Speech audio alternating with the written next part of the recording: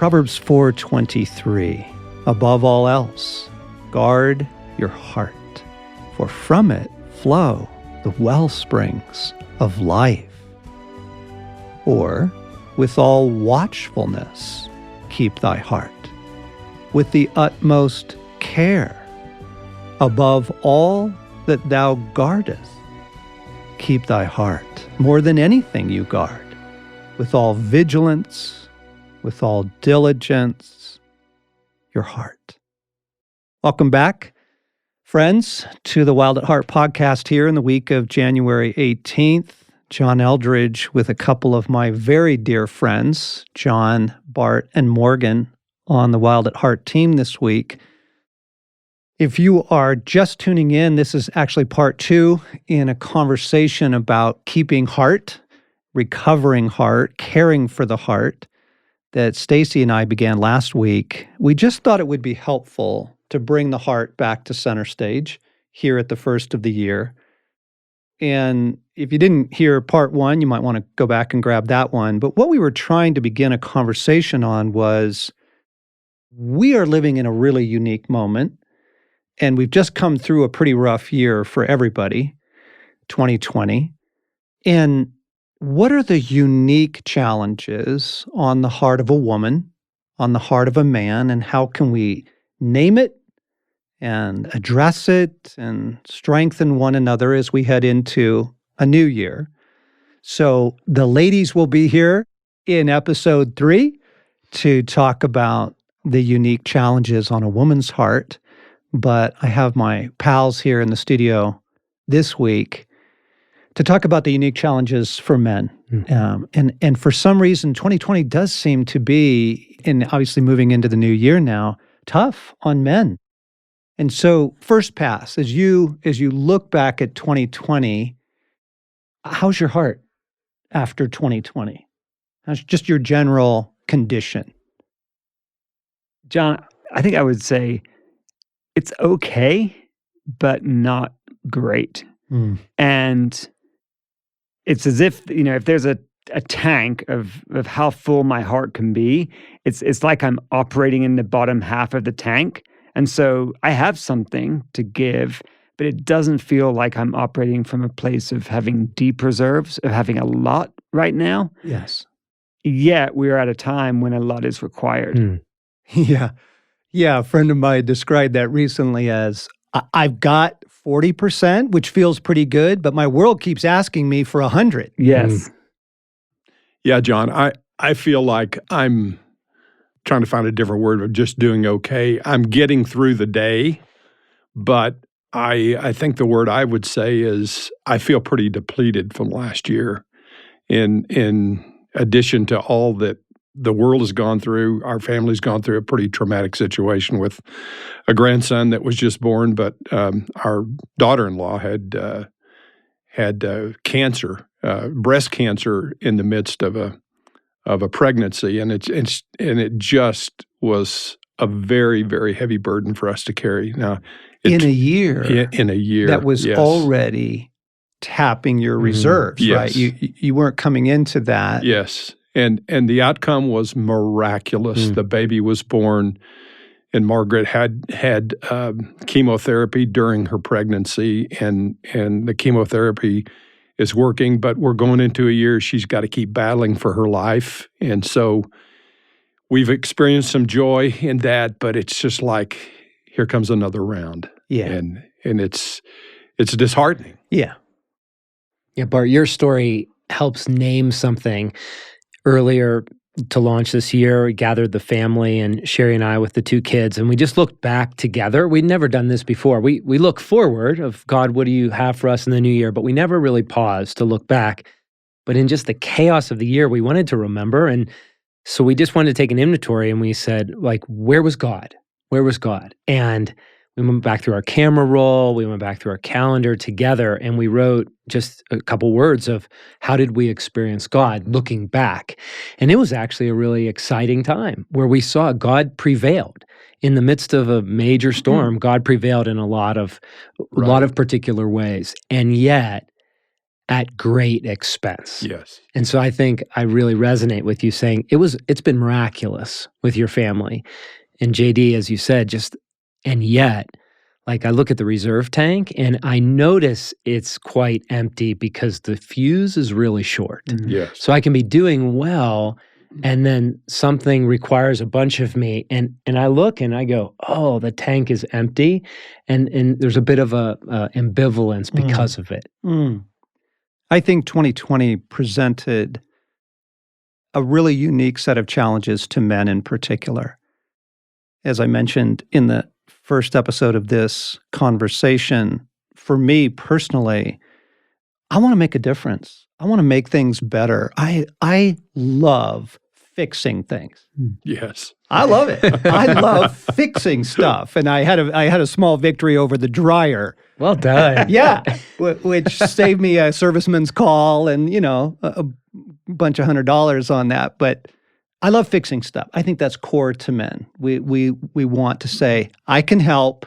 Boom. Right. I helped. My presence made a difference, right? Right. Like that's super core. Oh, yeah. I love having a mission where it's clearly defined. No matter how difficult it is, when I know the objective and I can set my heart, my intention towards it with clarity, like that makes me come alive. Yeah. And you feel like you can make some kind of difference. Yes. Yeah. I've got what it absolutely. takes. Yeah. Okay. So 2020 sweeps in, the pandemic, March, and immediately massive unemployment. Never before records in the U.S. at least of unemployment, joblessness, because everything closed down, right? Everybody went home. So shops, stores, restaurants, most factories, anything that had close proximity and wasn't considered, essential businesses. And so I watched it in us, like the warrior heart wants to respond. It's like, all right, we're in a fight. Here we go. Well, what are we fighting? You're non-essential.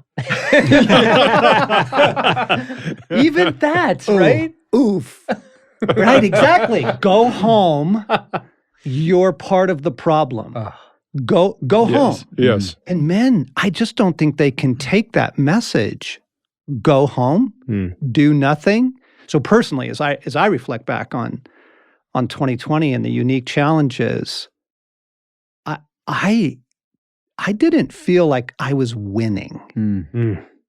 I felt like I was treading water and helping everybody else around me tread water in the shipwreck, and we're in the drink, and we're all doing okay. But just that thing of go home, stay home, get out of the way, right, and just let this sweep through the world. And I think that names something of the uniqueness of 2020 for men. Yeah, John, I think we as men, we want to offer strength into the world around us. But with so much fear in the world, you've got to give deference to how people are receiving your interaction with them. Had an uncle pass away, had a profound effect on my life, and they lived in California, and this was just a month ago. And so the family said, would you come out, giving deference to my fear about the thing? And I said, yeah, I'd love to come. They said, we'd love for you to offer some words at a graveside because it's going to be a small ceremony. And I agreed. And an hour from that time, a daughter of my uncle, my cousin, called me and says, I'm not going to the funeral. And you going, you could give my mom COVID. And so I'm trying to offer strength. Exactly. And then here comes this fear that says, don't do it. Yes. And so that's a very conflicting thing. And we worked it out with the family. I went and so forth, but it took some empathy with her because she had, and rightfully so, she had a compromised physical condition and she couldn't go, but she was trying to put that on us through her fear. Yeah. And so it was a difficult situation to work through. And how many of those last year? So many. Right? Yeah. I mean hundreds. Yes. Thousands. Personally. Right. Just through your day, through your week, interacting. Right. For me, I've got 2 kids who are at university in the UK. And trying to help them navigate school being closed down, having to come home early, then, when do they go back? And there's this feeling, I think, of almost like helplessness as a man when you're not able to come through. And there are some of these things that are just out of our control. And that is challenging for our masculinity. Mm-hmm. Okay, we are naming such key things right now. Those words of helplessness. I feel helpless. I can't go back to work. They're not letting me, or whatever, right? I can't go to my uncle's funeral because I might endanger that feeling of helplessness. And then the idea that things are out of control. I mean, that was 2020. The world is spinning. Because then we had this, some of our cities blowing up, and then we had that incredibly divisive, presidential race in the U.S. and lots of other things like that. Things are out of control.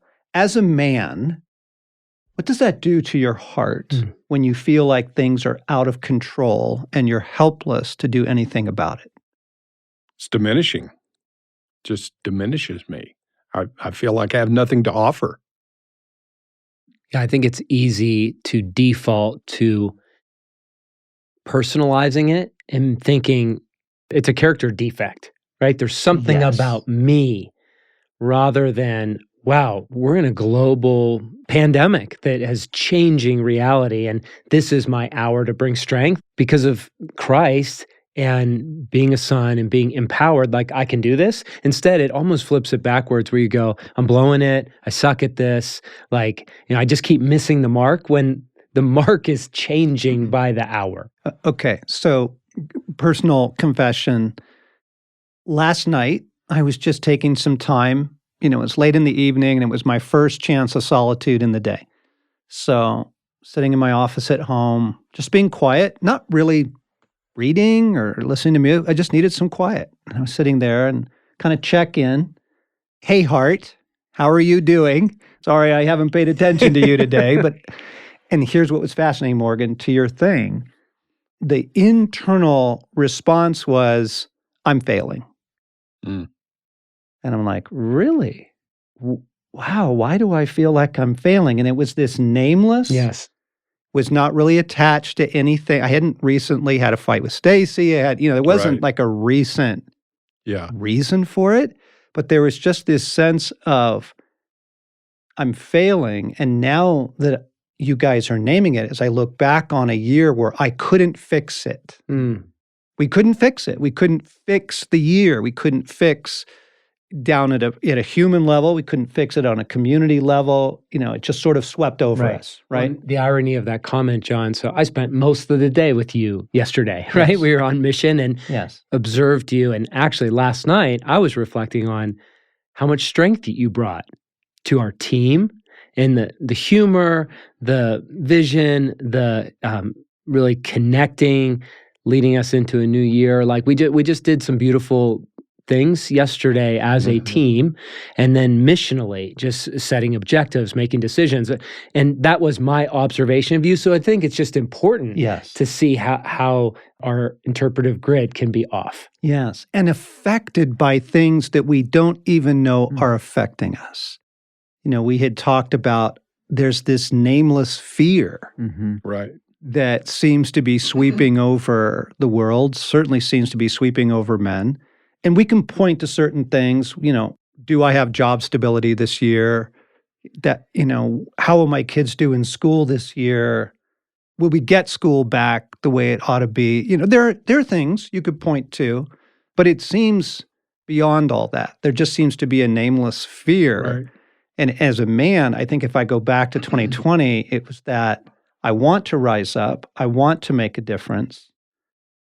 I don't know how to fix this. Right? And on one level, you go, John, you're not called to fix a global pandemic. But the heart of the warrior rises up to these things, right? Yes. When things are sideways, right? Don't you? Like there was that. I'm thinking back to some of the early conversations in March and April, right? Where guys were writing in, to Wild at Heart, this is our hour. we're made for this moment. Do you remember that? There was all this sort of rallying, Yeah. but then you don't really know where to take all that energy. Yes. Oh, I had a moment where my little precious extroverted teenager was just in a pile and just tears. And my son and I are looking at each other. We don't know what to do because the reality just hit her. You mean I lose all my friends? Like it's all over? I'm gonna die, right? Yes. To this little girl, it's all lost and it's all gone. This But is the school shutdown? Yeah, this is school shutdown back in March, right? Yeah. This is when it's official. And there is this rise up. I put a picture of the curve and flattening the curve on the fridge to just kind of frame the hour to be like, look, times have changed, but here's the mission we're participating in. But watching it unfold over the weeks and the months of just trying to love, I guess the best way to say it, as a man, love the women in my care, love my wife, love my daughter, and feel like the target keeps moving. And so I'm engaged, but I don't really know what to do. Yep. Okay. Can I throw another one out there? Anger. Men seem to be angry right now. I mean, domestic abuse during the quarantines went through the roof globally. I mean, in Paris, they had to build emergency trauma shelters for women and children. China, same thing. Why? Like, what's the anger about? Why the anger in a moment like this? The politics got so angry. Right. Why? Why do you think, knowing the heart of a man, why the anger? John, I think part of it is anger is a grasp for control. So at a time when, everything seems like it's out of one's control, Yep. one's grasping. I think there's something inside us as men that is just trying to grab onto something, and anger is one of those levers that we can pull. And as I look back on last year, one of the things that I found is I had a much shorter fuse than normal. Like little things would be really irritating. And I think that it was just an indicator. It's like a gauge on the dashboard that shows the overall condition of my heart. Yeah. Yeah. Can you guys relate? You see that? Yeah, I think sometimes anger is a way to deal with the fear that we're dealing with as well. I live close to a roundabout in my neighborhood, and I was out in my front yard just 3 weeks ago. And there's always who got in the roundabout first, so who has right of way. Yeah. It's that kind of thing. Yeah. And these two guys got out of their car and they were screaming and yelling at one another on who had the right of way. I mean, it was just bizarre. Bingo. That's it. It's that there's the rage. Yes. And it's not about the roundabout. Right. Right? But it's right under the surface. It was It's a just trigger. there. Yes. It was merely the trigger, right? Yes. But beneath it is that reach for control, the helplessness, that you aren't essential. Yes. Right? Go home. Yeah. You're not critical to this. In fact, you're in the way. And then nameless fear and all of that swirling in with some pretty dark forces in the world. Yes. I mean, let's also admit that, right? Like if that's not a part of a guy's framework and he gets hit with death, foreboding, doom, dread, if he gets mowed over by fear, rage, we're already vulnerable because we're a little beat up and our tanks are low, and then this stuff rolls over you. Well, and it names something really important, John, of we want to know who the enemy is. Like who's the bad guy, right? Exactly. And when you don't have a worldview in alignment with reality, it gets misplaced. And you even think about different camps around the pandemic, right? Masks or no masks, right? It's like all of a sudden there's this culture of where do you land, where do you stand? And you just say, wait, apart from your views, notice the animosity. Yes. Notice it's the disunity. And it's very real because there are people like you described, Bart, with the funeral, like it's a very real issue. We have a lot of friends in healthcare that are caring for very sick human beings. And that's devastating. And also, there's impacts of global shutdown and ramifications on a government level and on a micro community level. And like you said, the impact of mental illness and lack of well-being in homes, domestic abuse as a result of shutdown. And so all those things have validity, and that's what's important. But when you don't know who your enemy is, then really good men get set against each other. Right. Yes. Right. Yeah. We don't know who the bad guy is. We don't know particularly what to fight. And so something else that I noticed for me in 2020 was getting lured into the wrong battles.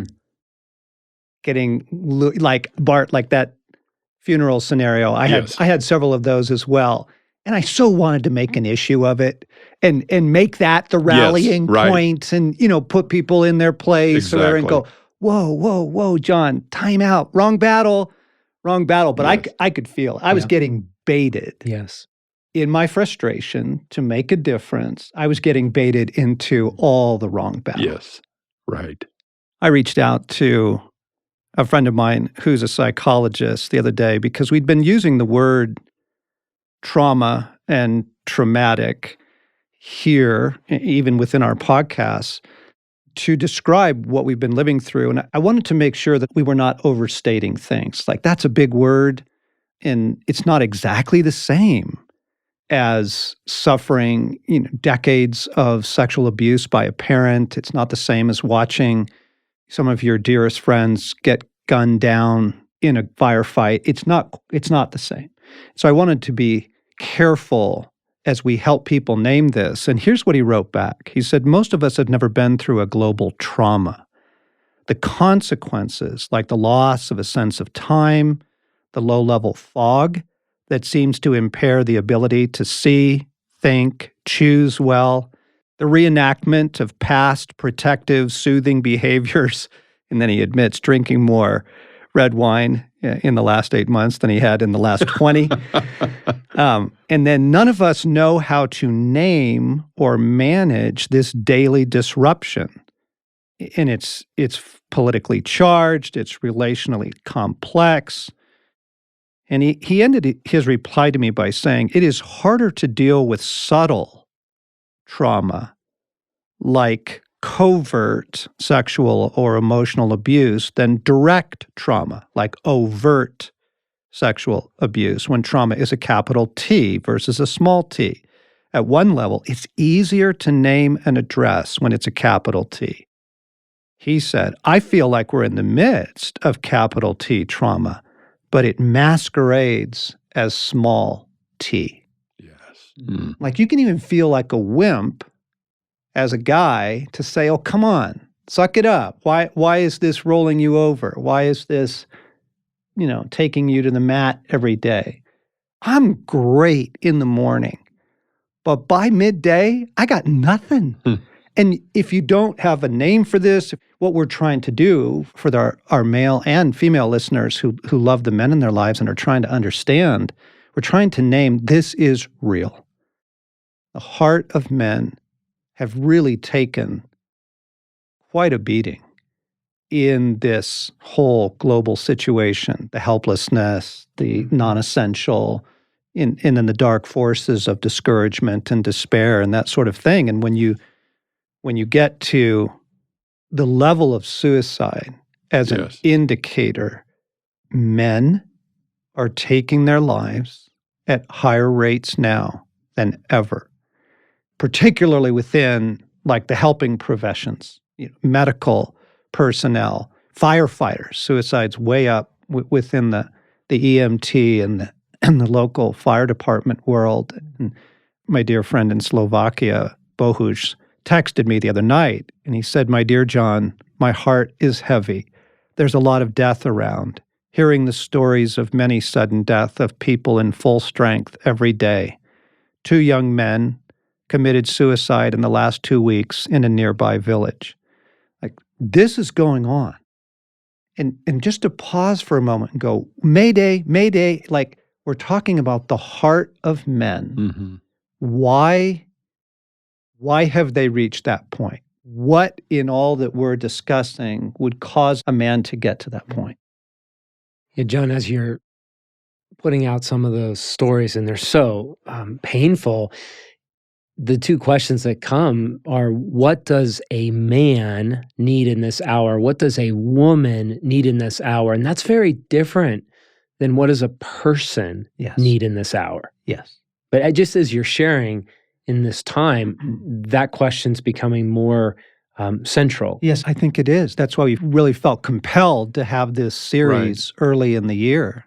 John, I remember in college Maslow's list of hierarchical needs. Yeah.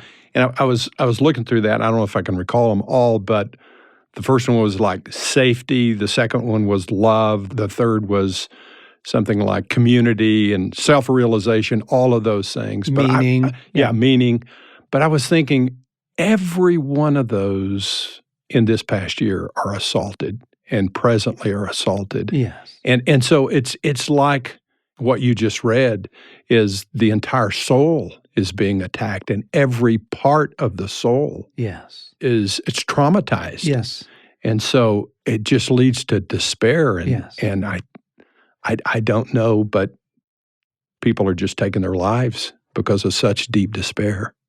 The reason we're having the conversation is to name it and expose it and say, fellas, and the women who love you, what you are experiencing is real.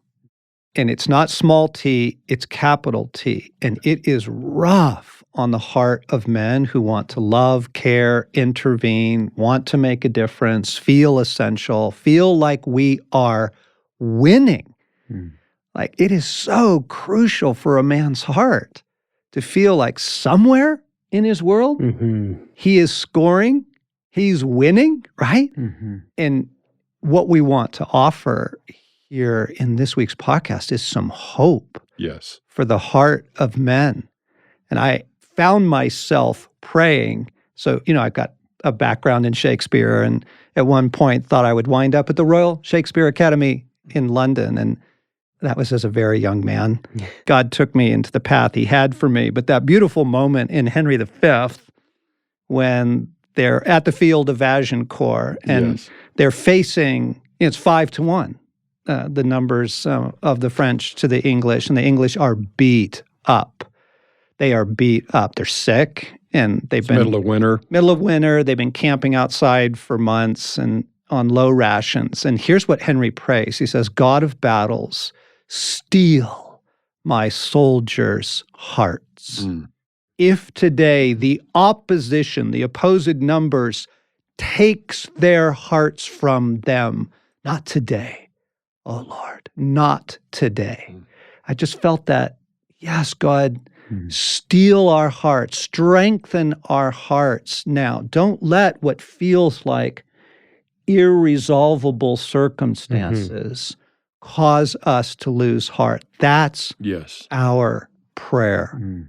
So how are you protecting your heart in this hour? How can a man fight for his heart, or how can the women in his world help him fight for his heart?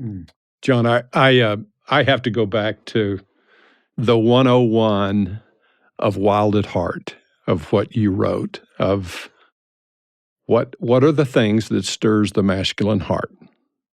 A battle to fight, an adventure to live, and a beauty to rescue. And so my journey takes me there. On the battle part, we have to define our enemy. We have to define that battle. And I think, although I feel depleted, I think where I'm making some progress on this is, if the thing that is sweeping the earth is fear, I've got to conquer that in my own story. And so that's where I have to begin. By renouncing fear? Yes, and by taking it to God. I think what our staff has gone through, the unity with Christ, of going back to that relationship with God, helps me get a handle on and the strength to fight that in the midst of depletion. Yes.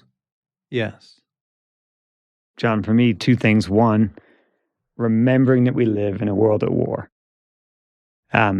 what we laid out of the actual reality of what's going on, there's another layer of the enemy is taking advantage of this. Yes. And he is coming in a spirit of fear, spirit of death, to suicide and these things. And so for me, remembering that, yes, there are some things that are real, and there is another reality, which is the spiritual.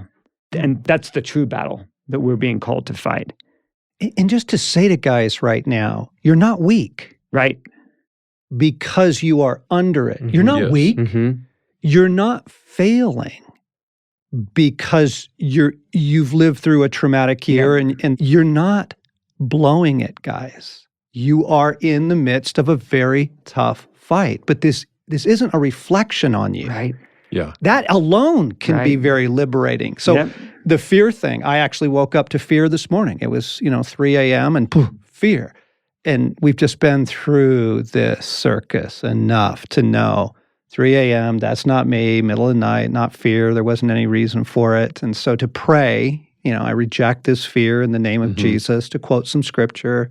God has not given me a spirit of fear. But just that beginning place, when you don't realize who the enemy is and you're under fear or discouragement or emasculation, you feel weak. You feel like the guy who can't handle his life. And we're just here.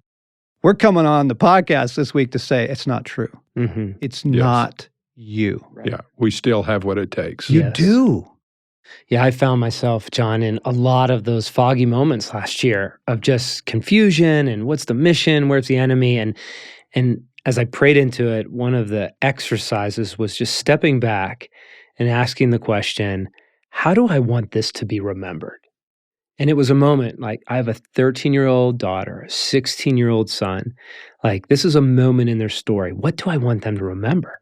And it was just letting the accusation aside and just staying there and going, what I want them to remember is, like, God prevailed. Like, God was with us. Like, that's the major theme. And even in their initiation, what we're constantly trying to frame it as is the primary story of our life is God maturing us, healing us, restoring us to participate with him, to rule and reign. Like, that's the mission, right? Yeah. And yet here we were with losses of their sports canceled, friendships shut down, school shut down. Trips lost. Family. And so in that moment, it was, okay, how do we choose to fight for what's true and good and beautiful? And you bless the portion, like you've taught us about, and benevolent detachment. And so in the time, like, we have as many stories of triumph where we lost many trips, but we still had these great camping trips where the world says, don't do it. Like, national parks are shut down and campgrounds are shut down. And we went for it. And normally I'm a planner and a strategist. And twice we got on the road. And once we went north, once we went south. You took your camper. We took the little camper. We went through hailstorms. It's like it wouldn't relent. And we end up at Glacier National Park, and it's empty and it's open. We biked the Going to the Sun Road, where it's only been open twice in 20 years to bicycles without vehicles.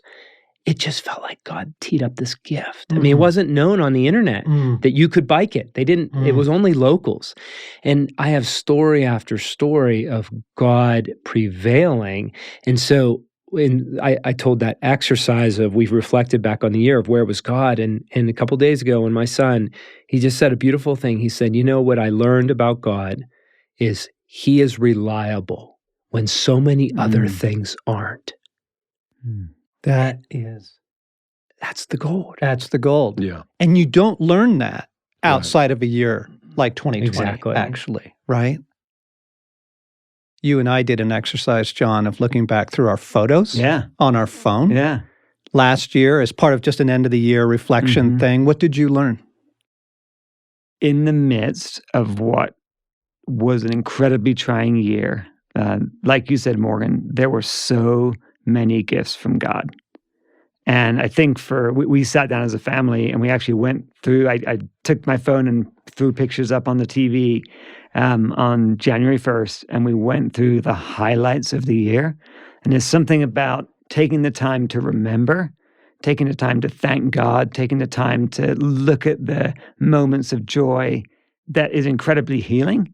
and is just such a good reminder that in the midst of it all, God is still good, and his heart towards us is good, and he's making a way. Yes. Yes. I didn't want to at first do that exercise. I didn't want to go back through the photos of the year because I knew that there was a lot of disappointment in the year and a lot of heartache. But I did. And what I was struck by were the small gifts, the small gifts of beauty. Oh, yeah, that day that we got to go for that hike, that was really good. Oh, yeah, when the quarantine's lifted and we did go out for tacos, like that was fun. I remember that. But what I was most struck by was, Jesus, you have carried us through some really tough times. Yeah, guys, I want to mention one more idea that feels really important as a man to address in this hour. It's the category of isolation. You know, we live in a unique hour where it feels like we're connected to everyone through technology, and now so many people, their lives have moved on Zoom. Oh, all these for everything. Work meetings on Zoom. Right, education on Zoom. Physical education teachers are teaching on Zoom to elementary kids, you know? Yeah, it's crazy. And yet the fruit is isolation. And I've noticed so many men withdrawing rather than engaging. And when I look back over the year, I can feel the pull. I feel the pull of just, you know what, push that trip off, push that connection off, let go of that relationship. Like, not necessarily intentionally, but knowing I'll get back to that when things get back to normal. And the fruit in the isolation is the enemy can just multiply his efforts. Yeah, it's brutal. And so I want to name one of the most victorious, one of the most helpful acts of my will, not just emotion. My will is I want to reach out. I will choose to do life with other men, to pray with them, to share my stories, share my struggles, share my victories, and that's been immensely helpful. So the UK has had a variety of levels of lockdown. I was chatting with some friends over there recently, and for a good period of it, you could walk with one other person. You could be outdoors with one other person from a different household. One is enough. One is enough. And my friend was describing that he just hooked up with a guy from his church that he didn't actually have a super deep connection with prior to this. And they just said, let's lock shields on this. Let's go for a walk every week. And I think it was Fridays. And they got out and they walked and they talked and they got to process what it was like and how their family was doing, or, you know, work or no work. And so, Morgan, that idea, one guy is enough to get you out of isolation, fellas. Make that choice. Yes. And Psalm 27, guys, is what we want to give you to reflect on, especially men struggling in this hour. I remain confident of this. I will see the goodness of the Lord in the land of the living. Wait for the Lord. Be strong. Take heart. Wait for the Lord. Like, just to say, guys, you're not alone in this fight. And the things that you've been feeling, that we've been naming, are very real. Heads up to the spiritual fight. Make no agreements with discouragement, uselessness, fear, and to maybe put it on your refrigerator. I am not failing. Things will get better. God still has good for me. I'm not failing. Things will get better. God still has good for me. So let's pray together, and we'll pray again from Ephesians 3, where we were last week, which is, we need you to strengthen us, Father. I need you to strengthen me. Each one of us can pray in our own hearts. Yes, Jesus. I need you to strengthen me, Father, with a mighty inner strength by the power of your presence in me, so that Jesus may fill my heart. Fill my heart with courage. Fill my heart with hope. Break the rod of my oppressor. Break fear over my life. Break discouragement, despair, anger, I renounce these things. I am not desolate. I have God, and you give me your victories. So strengthen me, Father, strengthen me in my inmost being, and fill my heart, Jesus, so that together we can navigate the new year. In your name we all pray. Amen. Guys, we really hope this has been helpful to you. I actually would recommend listening to it again because we named some things that were real in your soul, but now you need to kind of go back and catch some of that and do some journaling and do some praying. And if this is helpful, like you think of men in your life that need to hear this, please share this podcast with them. And then we'll be back next week with Sherry and Stacy from the women's team talking about the unique challenges, but from a women's perspective.